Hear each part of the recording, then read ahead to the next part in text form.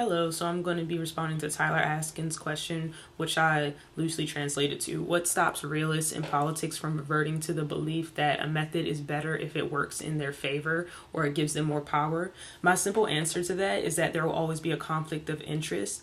And first off, what necessarily works for one group might not, and in most cases doesn't work for the opposing group. And a realist in politics doesn't necessarily want to do things to predict situations or to make things easier in the future. They deal with situations as they come on a case-by-case basis. So there is no default solution, which is why power isn't the main goal when it comes to a realist.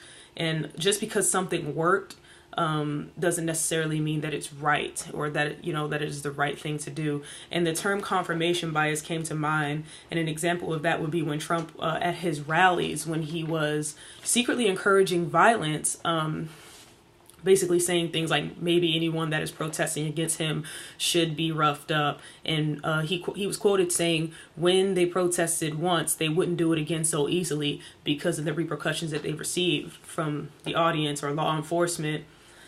That action of physically abusing or roughing up, or whatever you want to call it, is not justified just because it deterred people from protesting that day or for a time, and it does not affect further protests from other issues in the future.